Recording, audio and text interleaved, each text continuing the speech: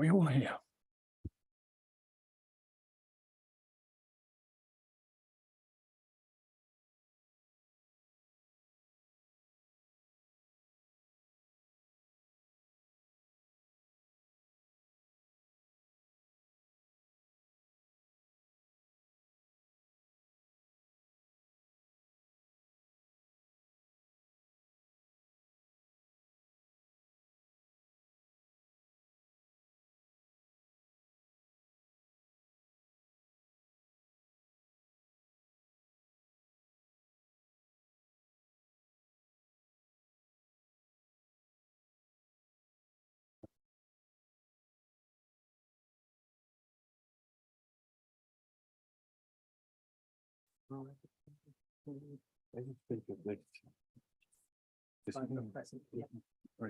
First of it, back right, and then the number of public speakers just in front of you.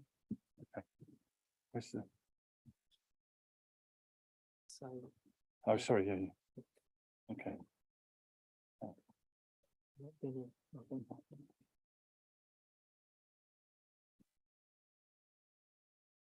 Right. 7 o'clock, nearly.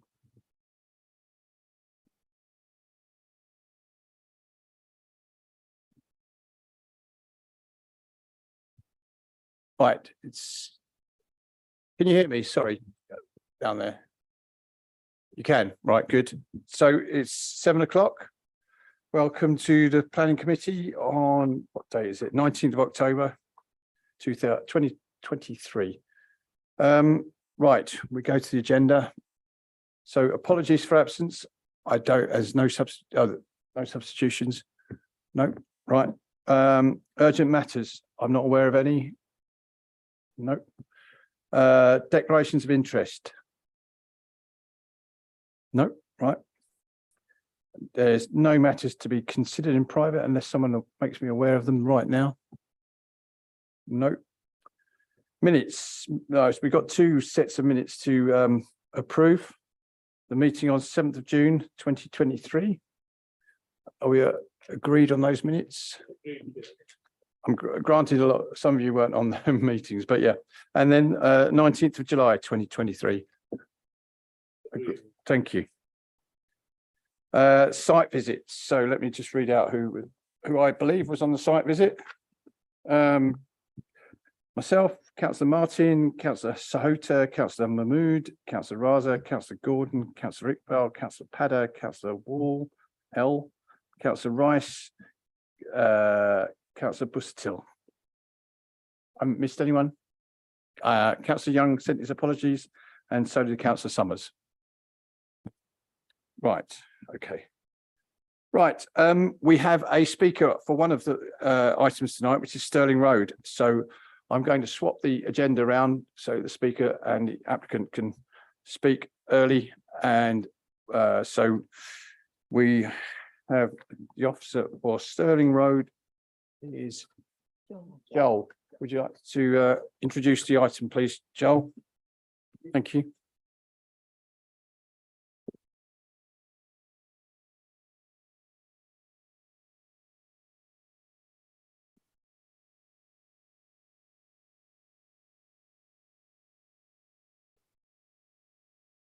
Good evening, members. I present to you this evening an application for planning permission involving the demolition of existing buildings and the construction of a mixed-use development.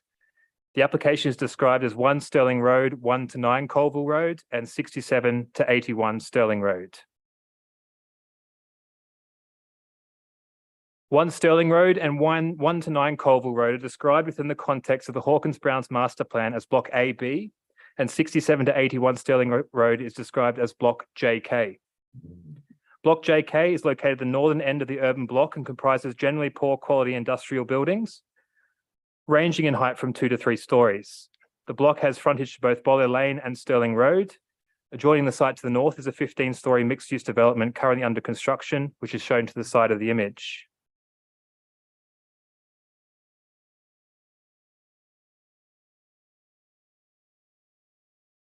Block AB also consists of industrial type buildings ranging in height from 2 to 3 stories. This block has frontages to both Boller Lane, Stirling Road and Colville Road. Its corner plot position gives the site a prominent place within the streetscape. The Hawkins Brown Master Plan was developed to establish some guiding principles as to how the co-located residential industrial schemes could potentially be brought forward. A number of schemes, including one on the application site, have generally conformed to the design principles set by this master plan, which three of these on the screen have been approved by council.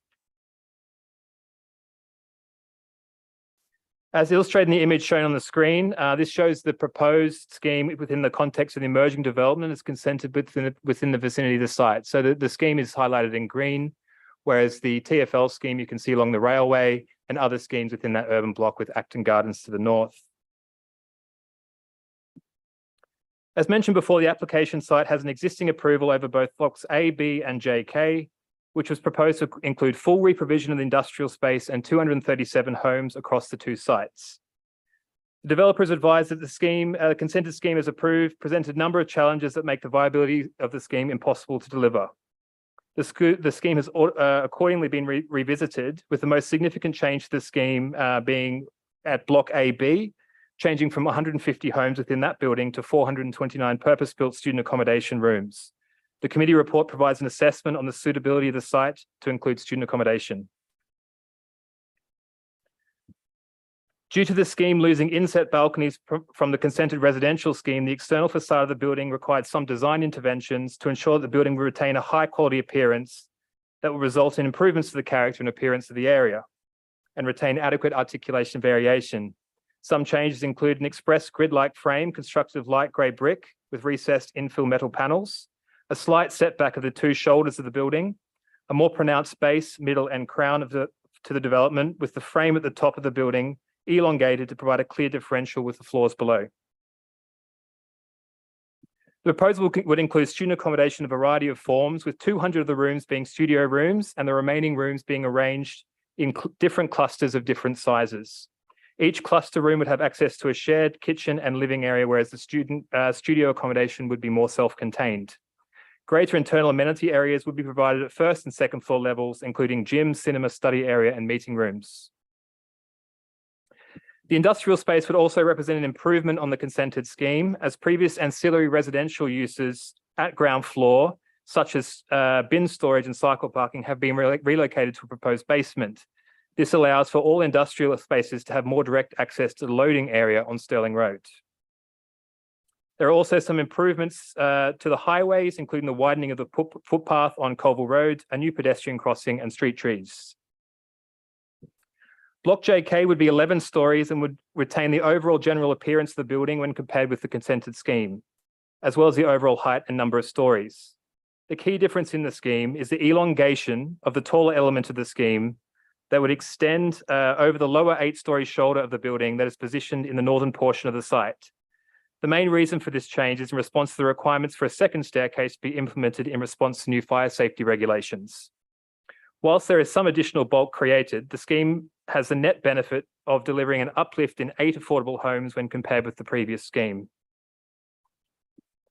Collectively, across the two sites, the scheme would deliver affordable housing at 38% by habitable room.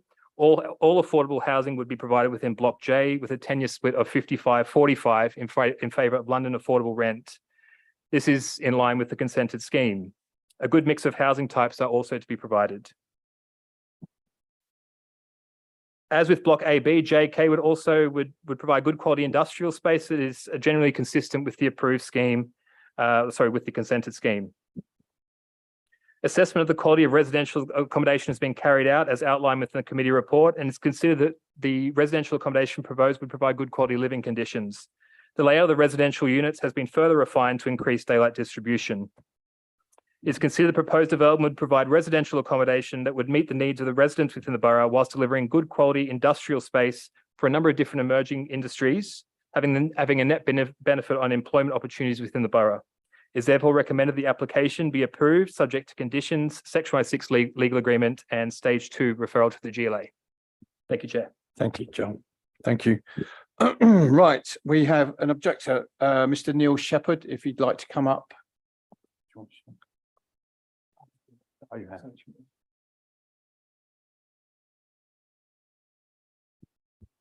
Mr. Shepherd, you have 3 minutes, and at 2.5 minutes, we will let you know.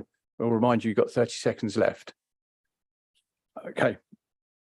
Just let me know when you're ready. Right, I'm ready. Okay, so I'm objecting to this development just because I think of the sheer size and the height and the actual relatively small footprint of the actual development, which is why the developer needs to go very high to actually fit in the required accommodation, if you like. What we're seeing now in South Acton Ward is increasingly massively high density, which is comparable now, if not exceeding, the density of population in this particular part of a ward, in particular the southern part of a ward, which is as dense as we're seeing in central London. There's an extreme paucity of facilities in the area in terms of shops, cafes, restaurants, as well as health and social care infrastructure. The above that I've just mentioned are very limited numbers, so residents are denied a choice of basic facilities, which should be a part of, I believe, a sustainable large development. The area as a whole is a low car development, but the density numbers that are being talked about and are being ramped up on a sort of continual basis, we see no offsetting build of local facilities, which I believe would probably be needed if the planners were to envisage that, making a car superfluous in this type of area. Because otherwise, if there's a paucity of, local facilities, people will need to use their own personal transport to get away from, the local area in terms of doing their shopping, et cetera, et cetera. The height of the buildings, I think, is overall in contravention to Ealing's Acton Garden Master Plan, where it was envisaged that the further south the buildings were within that plan, the lower they would be, and they would be commensurate with the height of the existing developments, which I believe are in the region of 6 to 8 floors. So what's been envisaged here is, quite a lot higher than that, and what's been envisaged, in the master plan as a whole seems to now, have shifted gears, if you like, from where we were originally with that master plan. I don't believe this proposal in its present form is a benefit to Ealing or its residents. It seems to be to the benefit mainly of the developers 30 seconds. and the backers, and to my way of thinking, and also of the residents we've spoken to that live close by, it doesn't seem in keeping with what we expected when Acton Gardens was developed, and the area is just becoming so dense with very few facilities to support that density population. That was absolutely, with 3 seconds to go. Thank you very much. Thank you very much. Thank Mr. you. Shepherd. Now we have the applicant, Harry de Los Bineri. Is that, I'm close, but not quite accurate, I know.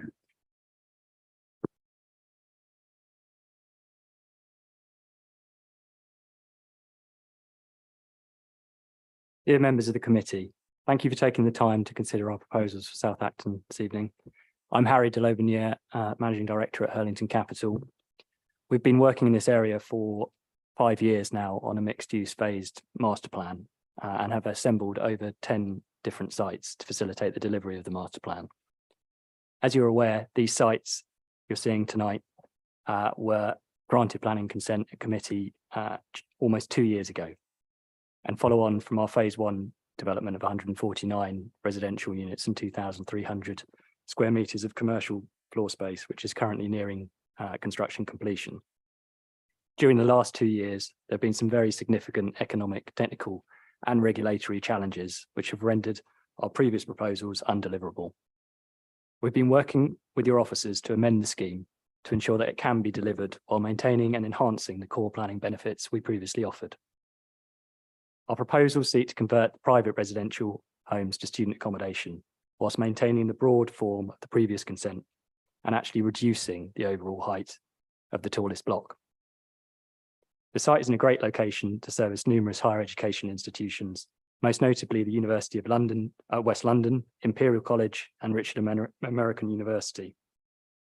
Hurlington have been engaging with the University of West London throughout the application process to ensure the scheme meets the needs of their students, supporting the growth of their institution and the strong local need for accommodation in the area. The plans have also been carefully reviewed by our operating partner, Homes for Students, who manage roughly 40,000 beds across the UK. Our research suggests there's just under 5 full-time students for every purpose-built student accommodation room in Ealing, which is putting significant pressure on local housing. This is a significantly higher ratio than many other London boroughs, and delivering purpose-built accommodation will reduce this pressure on local family housing, allowing it to revert back to its intended use. In addition to the student accommodation, we're enhancing the previous affordable housing offer from 87 homes to 95, equating to a 38% provision by habitable room.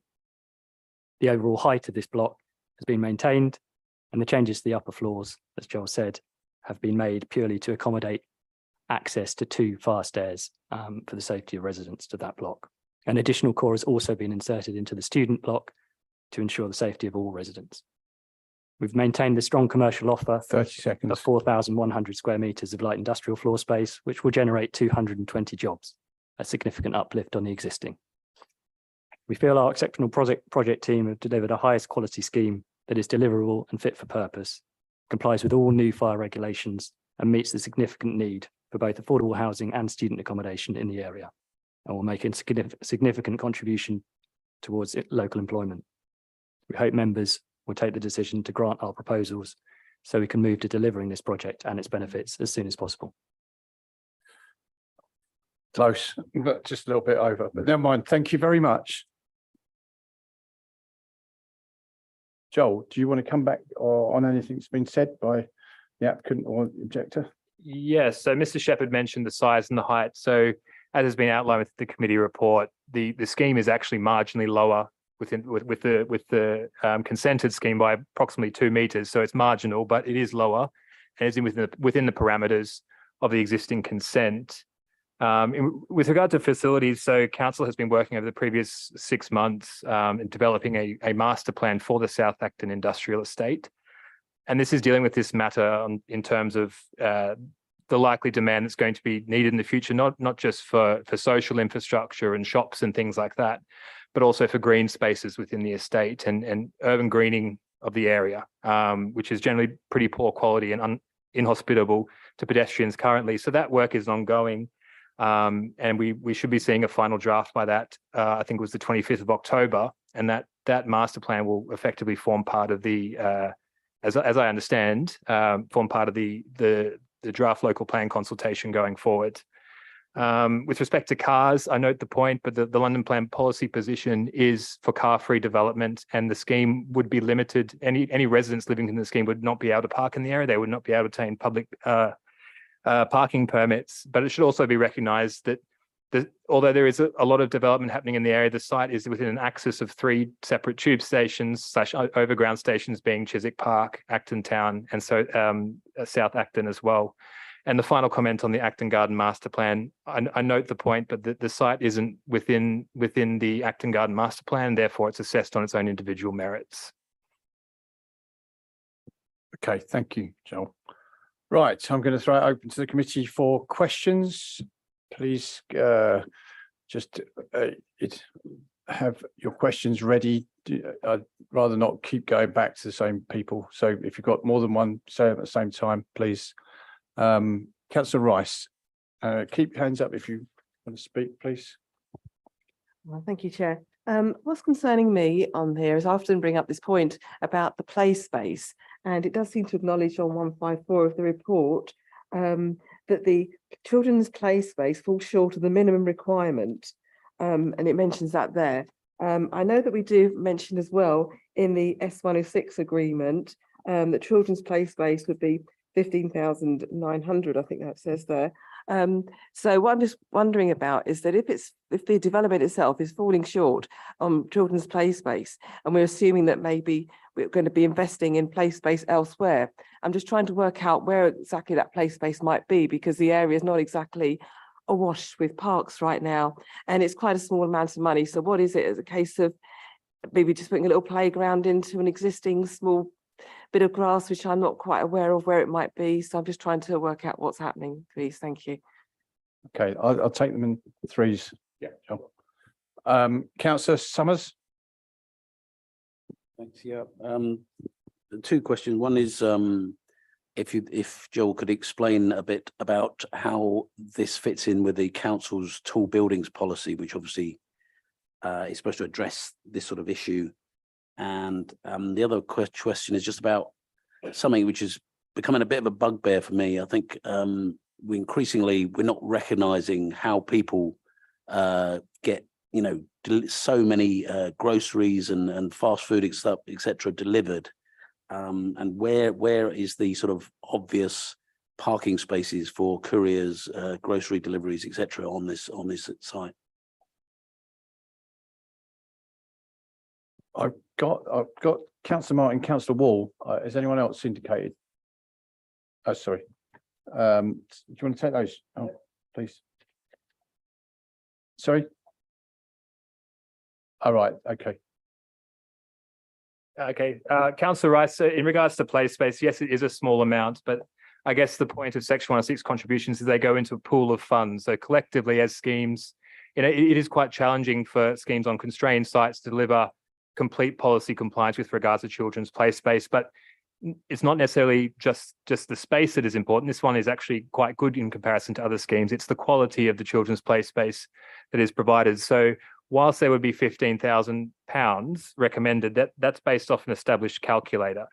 Now, the South Acton master plan is effectively going to be dealing with opportunities to create things like pocket parks on, particularly on Colville Road, acting as a way between Bollow Lane and the South Acton overground station.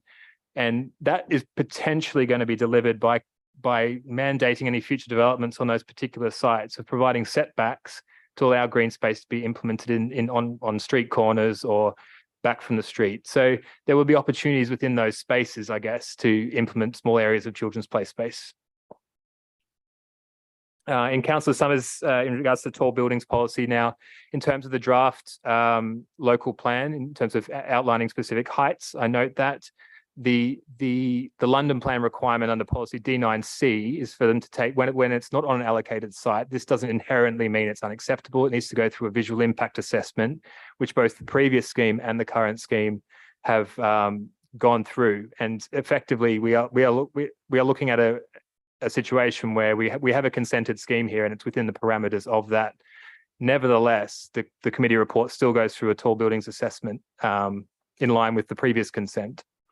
And in terms of deliveries, the loading bays for each of the buildings would be located on Stirling Road. Now, we wanted, as far as possible, to avoid them from Bollow Lane, to keep that free as a bit more of an avenue for pedestrians and pedestrian improvements. Effectively, deliveries will be undertaken in conjunction with the commercial and residential spaces, so there will be dual function in that regard.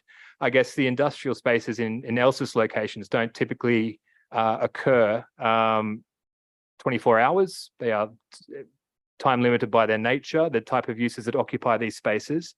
And effectively at night times and after hours and on weekends, those loading bays would be more free for residents as well.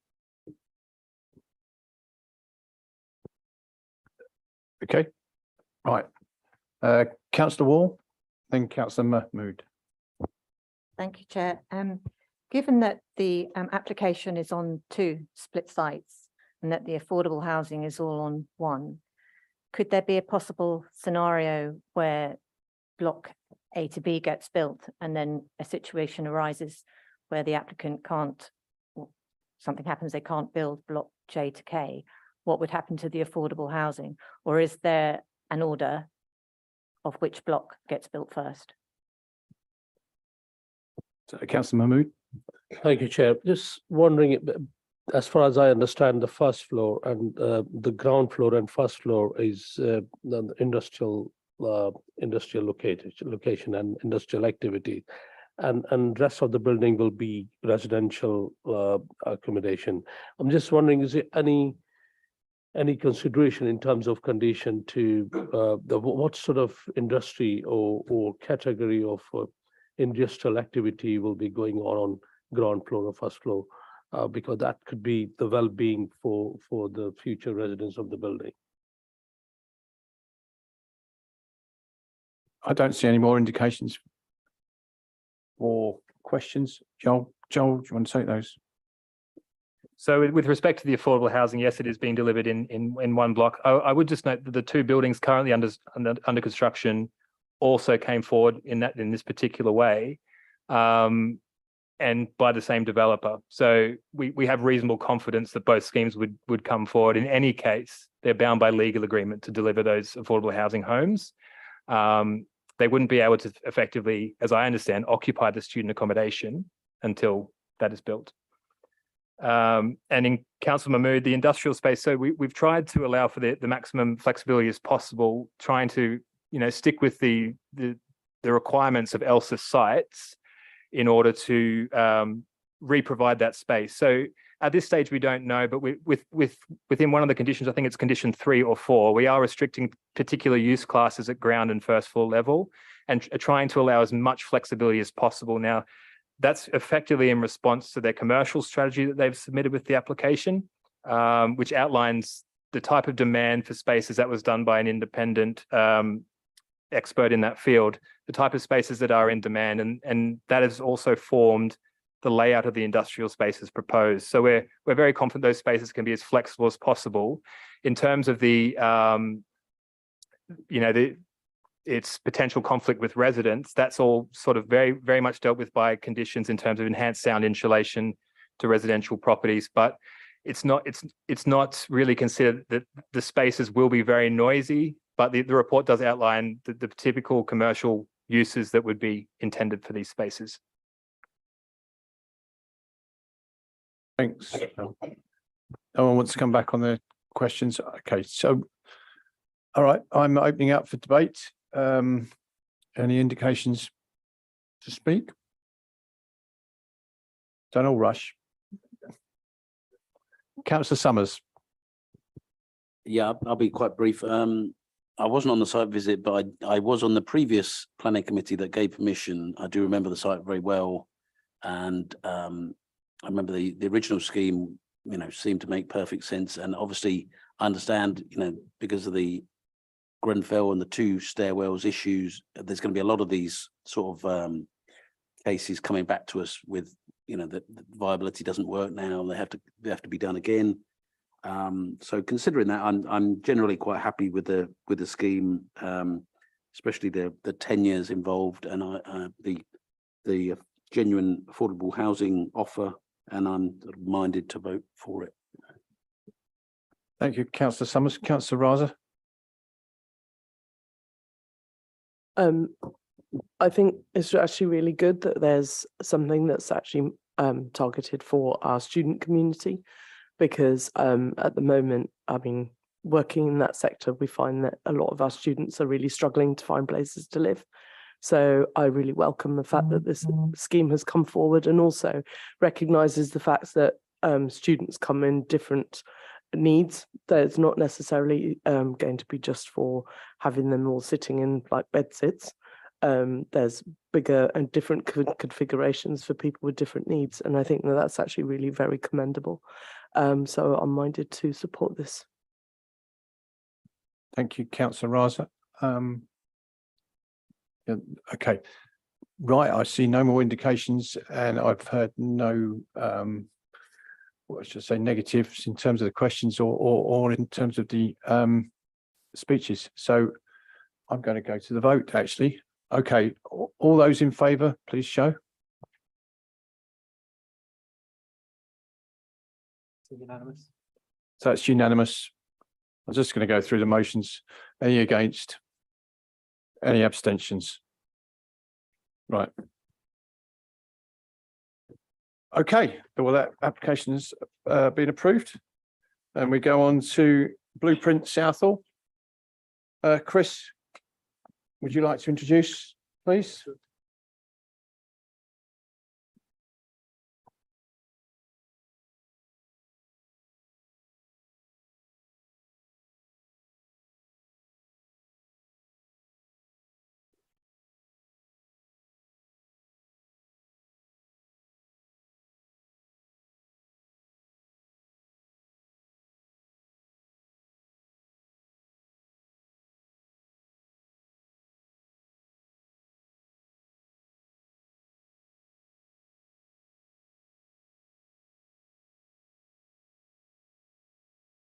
Right, thank you very much, Chair. Evening, councillors. So the second item on the agenda concerns the Honey Munster factory on Bridge Road in Southall. The application is submitted in hybrid, which is part detailed and part outline. The outline element only relating to the upper floors to units 1E, F and G.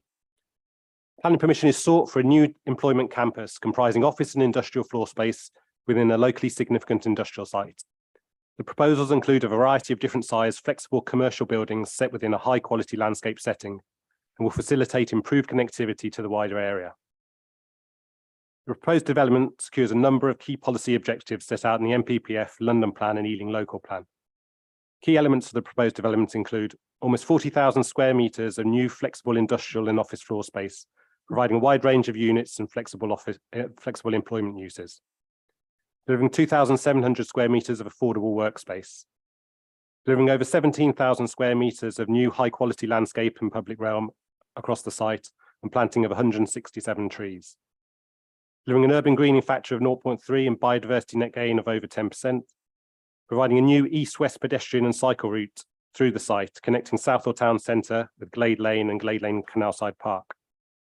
Delivering a new bus route and segregated cycle path connecting the adjacent Middlesex Business Centre to the west and the application site, and facilitating more direct access to Southall for the residential communities to the south.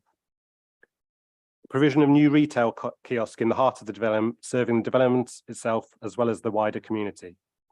Provision of 134 cycle spaces, 68 car parking spaces, and the development has been designed to achieve significant carbon reductions with low and zero carbon technologies, resulting in a net zero carbon development and BREEAM excellent. The proposed development will secure a number of significant public benefits for Southall and the wider borough, including bringing an important brownfield designated employment site back into use, having lain vacant since 2016. The creation of up to 1,149 jobs within the operational phase of development, creation of 215 jobs within the construction phase of development. The provision of affordable workspace aimed at providing affordable and flexible workspaces for startup and SMEs. A significant enhanced public realm, making the site safer and more attractive, improving access to the canal side and providing opportunities for play, recreation and leisure. In addition, an extensive package of Section 106 measures has also been secured, including a financial package of over 2.8 million for highways improvements in the wider area, including a package of improvements to Bridge Road to help ease congestion and make the environment safer for pedestrians and cyclists. Financial contribution towards the improvement of public realm in the local area. The provision of training and apprenticeships opportunities for local people. Provision of funding to facilitate improved bus services in the local area. A total financial contribution of 6.6 million. It is considered the proposals represent a well-designed scheme that results in the efficient use of the site to secure an employment campus suitable for a wide range of employment of potential occupiers, from sole traders to the head of office of a large-scale business. The range and quantum of employment opportunities that will be created and the uplift of industrial and commercial floor space on this locally significant industrial site is strongly supported by local, regional and national planning policies. Our officers therefore recommend the proposals for approval. Before I finish, I just want to draw members' attention to the briefing notes, which includes a number of additional consultation responses, and also the applicant agreed in the late stages to a further financial contribution of 300,000 requested by our regulatory services. I also received an email at 4:30 PM this afternoon confirming that National Highways have no objection to the proposals.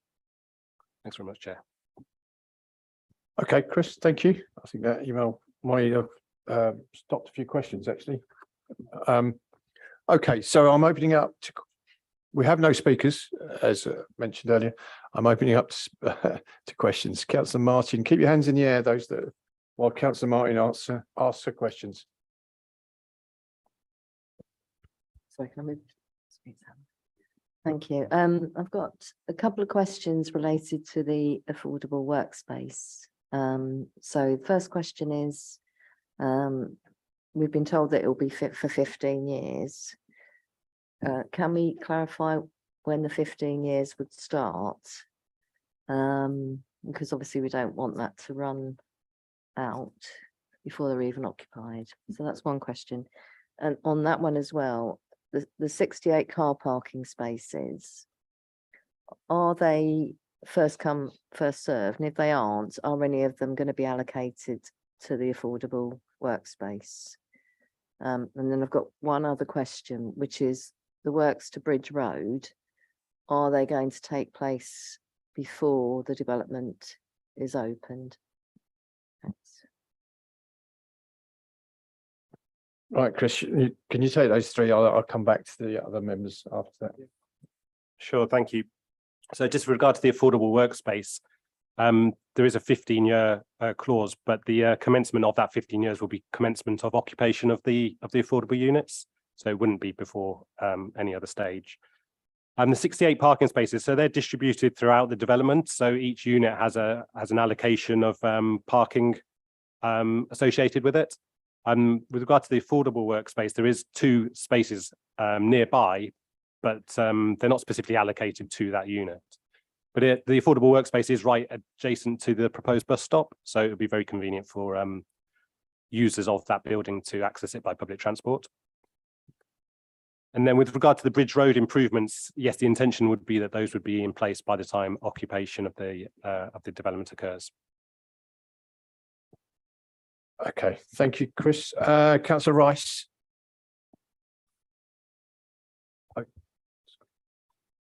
So first of all, if I could just ask about the 167 new trees, I mean, who's responsible for looking after them in the long term? Because there will be a lot of maintenance involved, and I'm just wondering, is it something that we end up doing as a local authority? Is it going to be secure, the arrangement of who actually is going to be running the site? Are they going to be looking after that? There's also just one other thing as well. It might just be me being a bit daft. I might have just missed a point, but we talked a lot about the shuttle bus going from Southall Station to the site. We've also talked a lot about bus stops at the site. What maybe I haven't missed somewhere is that what are we doing about having actually a bus stop at Southall Station to collect people to go on the shuttle bus? And considering the fact that this will probably be a small vehicle which will be going back and forth, I can imagine there might be a lot of people waiting outside Southall Station, so they'll need a proper bus stop with a shelter, most likely. And what have we actually put in place in order to ensure that people will be able to wait somewhere at Southall Station, which I'm sure is going to be an extremely busy time at that time of day as it is. Thank you. Okay, sorry, Councillor Paddy, you were in front, but I've got you on my list. Go ahead. Yeah, thank you, Chair. Yeah, my question is also around transport. Is it possible to have the bus service start with when the development starts? Because obviously that's to reduce the use of cars. Bridge Road is a very tight road. If we can get the bus service, at the moment there is a bus service going up on the Merrick Road, and it stops on Merrick Road. If we can get TfL to get that bus going to onto Bridge Road and as close as possible to the building site itself, that's one thing. And the other second one is on section 106. It's not mentioned, is because Southall lacks community centers. So could we get the developer to contribute towards having a community center near there? It's because there's residential units, residential accommodations near there, and also the workers who work on these sites also can use that. So that's the second question. The third one is on Canal and River Trust raised concern about the contamination of the water. Is there anything done about that? And any further notes? I know there's something in the report there, but has there been any further development of that? Thank you. Right, Chris, there are a host of questions there, so I'll bring in Councillor Mahmood after, and anyone else. If you can answer those, please. Yep, sure. So just with regard to the question about the trees, so they will be within the site, and the site is to be a fully managed site by the applicant and the applicant's management company. There's a condition requiring the applicant to submit a management plan, which will include details of the management of the landscape, as well as other measures, security measures and parking and all measures for the whole management of the whole site. So that will be the responsibility of the developer, of the applicant. On the shuttle bus, so the shuttle bus is just a temporary measure that will go from the station to this development. It's only intended until the bus service comes online.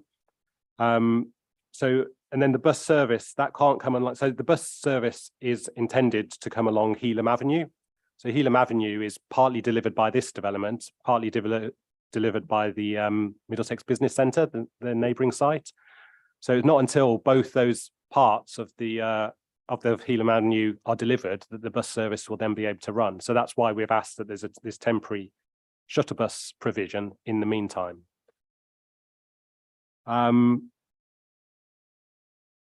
So sorry, so I think I've answered the bus query on that. So with regard to the section 106, so all section 6 requirements need to be directly related to the development. So we've secured a very generous package of section 106 measures, and that's focused on those items where they're really required to mitigate the harm of the development. So I think we haven't secured a contribution towards community facilities, but we have secured a very generous contribution towards those matters which are really critical to making this development work. And then the final point is just with regard to the River and Waterway Trust. So they raised concerns, and I know the applicant is in direct communication with them, and there's a whole range of procedures and licenses that they have to apply for and direct with that trust. So I understand those conversations are ongoing, and they would need to secure those before development could commence. So that would deal with pollution into the canal and that sort of thing. Alex, do you want to come in? I was just going to come back on Councillor Rice's question around temporary bus stop outside Southall Station. Now, as part of this recommendation, we have negotiated a section 106 clause which seeks details of the shuttle service, which can include details of the pickup points as well. So it is covered in the recommendation. So we don't have details yet because I think we need to get that from the applicants at the appropriate time. And that includes hours of operation, etc., and how many frequency. That's right, all details. Yeah. And I'm not sure, Councillor, I may have missed it. Sorry, Chris. Councillor Padder's question about starting the bus at the beginning of the development, when it starts developing rather than when it first occupying. I think that's the difficult point, because we can't secure that because, as I said, there's two elements to Helam Avenue, and one of them is not in the control of the applicant. So until the section through the MBC site is delivered, and the section through the Honeymunster factory sites is both, until they're both delivered, the bus service can't run. So I meant the shuttle bus. I think that's what he means, the shuttle. Oh, the shuttle bus. I'm Yeah. sorry. Well, the shuttle bus will commence at the first occupation. Yeah. So first. He means when workers come to build it, basically. Oh, I see what So you're saying. would it Okay, be okay. at that point, or would it be at first Yeah. occupation? Well, that's something, as Alex said, we can negotiate that. Yeah. Yeah. Right. Okay. Sorry. Sorry, butting in. Councillor Mahmood. Thank you, Chair. Just to quickly, I understand, like you described, we secure significant amount of Section 106 money, but I can't see. I know you mentioned that significant amount of Section 106 will be mitigating on-site effect, but just a couple of, not 10 or 15 meters away, there's a Havelock Estate and Havelock School. And unfortunately is one of the deprived part of the country and deprived part of the school. So I'm just wondering, is there any way the neighboring residents and deprived school will get benefit with this huge project? And the second thing is, it's good to know that there's a more than 10% biodiversity gain, and I'm sure that we are gaining biodiversity within the site. I just wanted to show that. Thank you. Any other questions? Councillor Summers, can you park that for a minute, Chris? Yeah, sure. Councillor Summers, Yeah, unless my memory completely fails me, that this site has also got already got planning permission 2 or 3 years ago, because I remember going on the site visit. And so I was just curious what is the differences in this site? Is it again because of viability that they have sort of it's denser?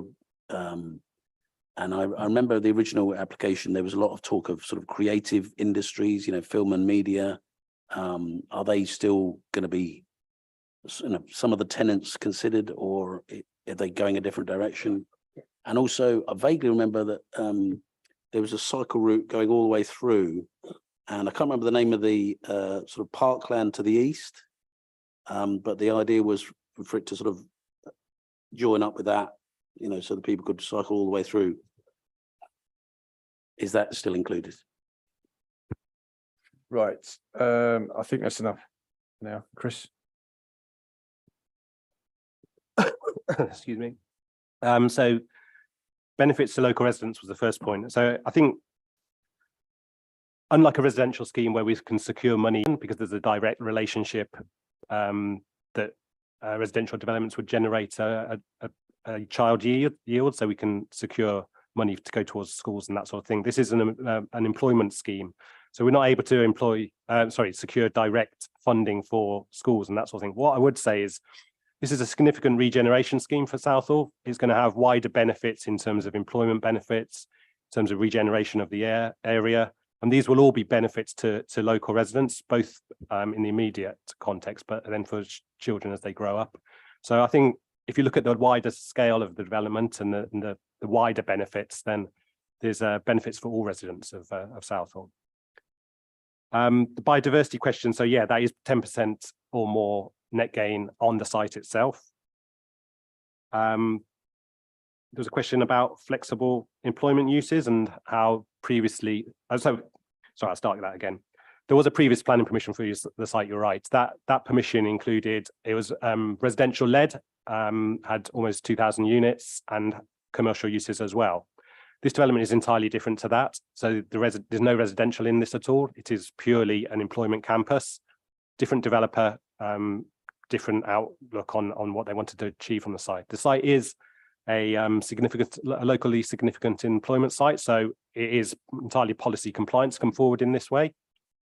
In terms of the flexibility of the employment uses, the buildings are flexible. They're being designed to be flexible, and one of the points that we asked of the developer, would they be suitable for the sort of filmmaking industry? And so that's something that's been considered, and the buildings have been designed to allow that if potential occupiers come forward.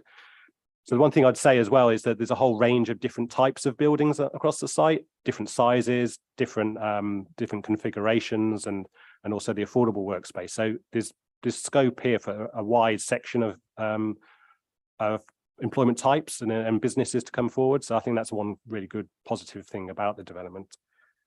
And then your other point was about the pedestrian cycle route through the site, and that is very much part of this proposal. You can see on the image there, you've got the canal side, and the pedestrian and cycle route runs alongside that out through to Glade Lane and Canal Side Park beyond that.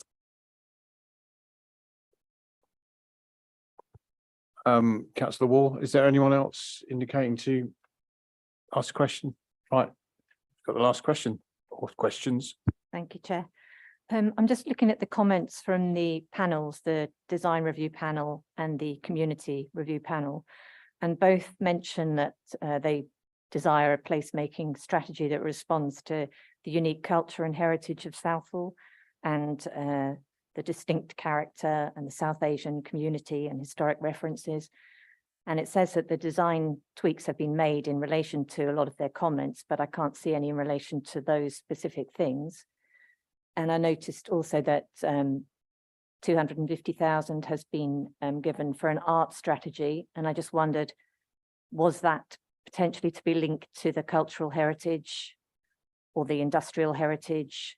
I mean, I'm thinking King's Cross here along the canal and what they've done there and how nice it is, and the potential here with the redevelopment of the site and the canal. And could we make something of that? And that 250,000, is that, it kind of reads like it pays for a strategy, but does it pay for more than that? Does it pay for the artworks as well? And then lastly, the Bridge Road improvements. Could you flesh what those will be a little bit more, please?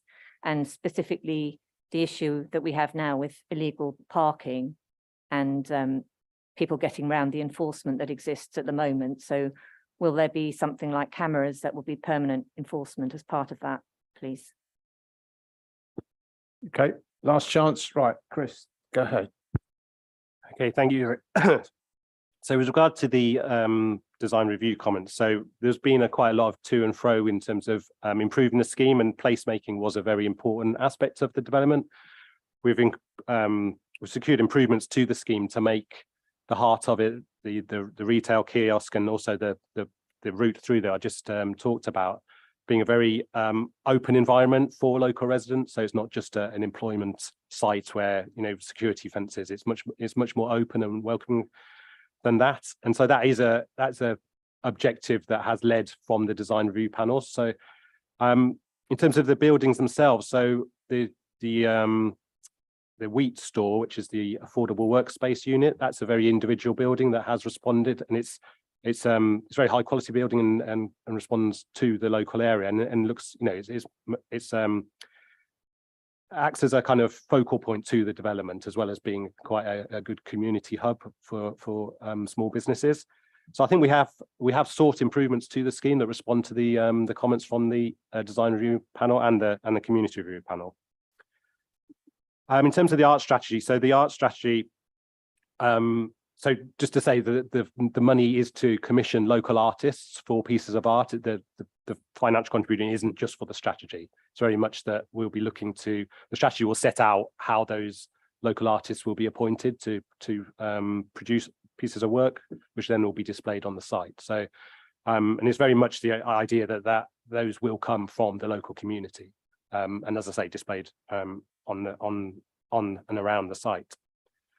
So the Bridge Road improvements. So we've got a scheme that was presented with the application, but we want to develop that scheme in further detail post tonight's committee. And so there will be further correspondence, further discussions, further design meetings to bottom out exactly what is appropriate. But you're right. I mean, one of the big challenges down there is enforcement. So I was in a meeting earlier today with parking enforcement, and they were saying that the actual restrictions that are there now are difficult for them to force against. So they're going to be a very important part of this additional work. So we can make sure that those restrictions, parking restrictions, loading restrictions, and that sort of thing are of a fit for purpose. And so we can have more appropriate and more robust levels of enforcement. So I think that is the key to freeing up some of the issues that we have down on Bridge Road at the moment. There will be other measures in terms of improving the public realm to making it much more of a pleasant environment. There's no street lighting down there at the moment, so that is another improvement that we will be seeking to deliver as part of this. So there is a package of improvements that they've committed to pay. There is some further work for us to do as a council, and in collaboration with the developer, to ensure that the scheme that does come forward for Bridge Road, you know, really does tackle the issues that we have there at the moment. And so that's really going to be a huge focus of the next stages of this scheme. Thank you, Chris. I think you've answered all the questions put forward. Right, so I'm going to open up for debate. So Councillor Rice, anyone else keep their hands up, please? It just looks like such a delightful scheme, and we can see the picture on the screen there, just how wonderful it all actually looks.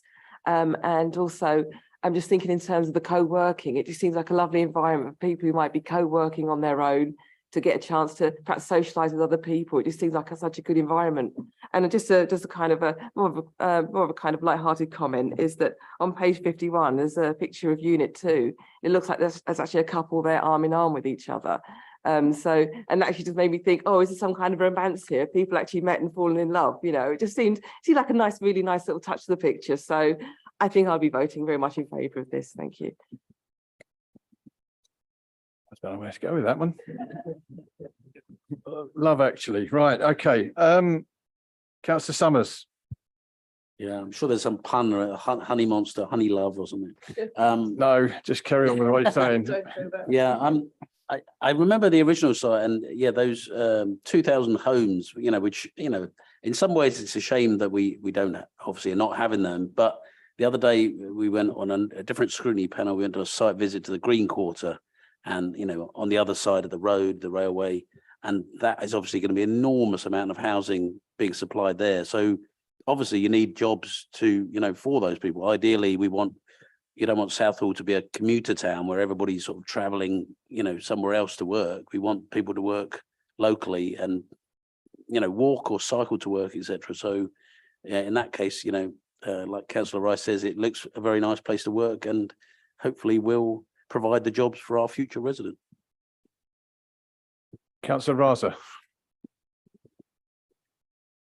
I think Southall's always been synonymous with having industrial sort of factories or having shops.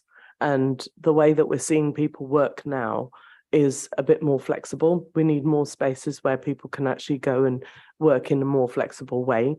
Particularly with, I was delighted to see that there was an offer for creative parts of our working sector, because there's a real lack of spaces for people to make things and to do creative work, which now you're sort of being cornered in the East End of London pretty much, because that's where people made a beeline for if they wanted to work in that way. So it's brilliant that we're now bringing some of that creativity back to the West, because there was a real sort of gap in the market for that. So delighted to see that there's such a brilliant flexible working space for creatives. Also loving the urban greening on this. It's actually really important, more important than ever, I think, to have those two things side by side. And if we've got all this creative work going on as alongside the greening, I think that that's really a very good offer. So I'm minded to support this scheme. Councillor Patter. Thank you, Chair. What I was going to say, most has been said by Councillor Summers anyway. It's Southall is You don't need to repeat it. no, it's always residential, 20-story, 27-story building. This is for change. We are getting industrial, where the residents of these residents of these residential buildings will have somewhere to work locally. So I'll be supporting this. Thank you, Councillor Patter. Councillor Mahmood. Just to quickly, Chair, that could bring, that whole project will bring more prosperity and in the borough for the generation to come. And I think we welcome this project, and that on side of that, support the council's ambition as a part of Southall Reset as well. So I'm very much minded to support that application. I see no more indications to speak. Oh, Councillor Summers wants to speak again. You haven't been to this committee for a while then, have you? Hold on, I haven't told you can yet. Normally we just let people speak once in the debate and once questions, but as there's not a groundswell of people speaking tonight, carry on. I was going to make a light-hearted comment in light of what Councillor Rice said. Is there any chance of getting public art, maybe a honey monster statue on the site to reference the history of the site? I'm not committing to anything, and I don't think the officers should commit to that either, nor the developer or anyone else. It's eye of beholder stuff, isn't it, really? We've gone from love actually to loving honey monsters, but right, okay. And I'm sensing there's a love for this development as well. So, okay, I'm going to go to the vote. All right, all those in favour, please show. Yeah, I'm just going to go through the motions. It was unanimous, but all those against, just in case you want to vote twice, and all those abstentions. Thank you very much. Thank you very much, committee. The next committee, hold on, before I go, actually, there's one thing I've got to say is this is Jackie's last committee before she spends the rest of her life in retirement. Well, allegedly, lots of people retire from here and don't actually retire, but never mind. I don't know what your plans are, Jackie, but what I should say is thank you very much for your service to the borough, but thank you very much specifically to this planning committee. It's been a pleasure to be working with you, And I think the committee would share that. But thank you very much.